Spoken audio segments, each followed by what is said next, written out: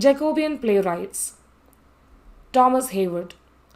Thomas Heywood, a playwright from Lincolnshire, England, lived alongside Shakespeare and Ben Jonson. Despite limited known details of his life, Heywood is thought to have attended the University of Cambridge, although no records remain. By 1598, he had relocated to London and joined the Admiral's Men Theatre Company. Heywood asserted he contributed to over 220 plays, with about 30 surviving. Notable works include If You Know Not Me, You Know Nobody, a historical play about Elizabeth I, A Woman Killed with Kindness, a pioneering middle class tragedy, and Love's Mistress. During his era, Heywood enjoyed immense popularity, crafting 7 Lord Mayor's pageants and exploring masks, mythological cycles, pamphlets, and books like An Apology for Actors. Charles Lamb supposedly likened him to a prose Shakespeare. In 1641, Heywood passed away in London. A Woman Killed with Kindness. A Woman Killed with Kindness by Thomas Heywood is a 17th century tragedy. First performed in 1603 and published in 1607, this play is considered Heywood's masterpiece and one of Renaissance drama's domestic tragedies. It draws from an Italian novel translated by William Painter.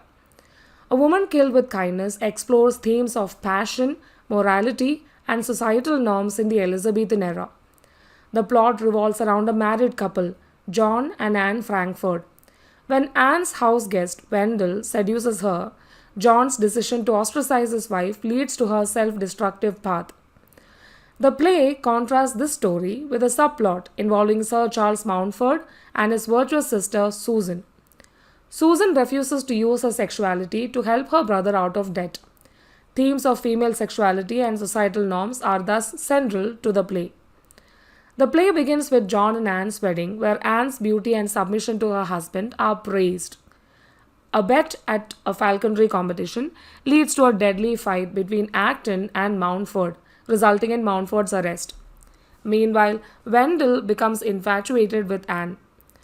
During John's absence on a business trip, Anne and Wendell begin an affair, unaware that Nicholas, a servant, overhears.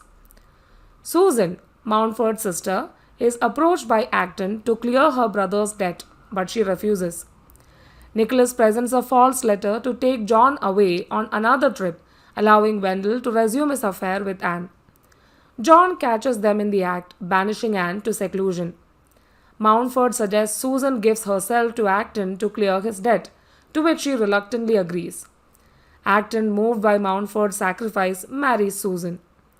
Anne, now in exile, encounters Wendell but chooses to continue her journey alone. She later dies in deep regret and grief, forgiven by her husband for her sins. A Woman Killed with Kindness remains a classic exploration of human passions and societal expectations in its examination of a troubled marriage and virtuous characters facing moral dilemmas.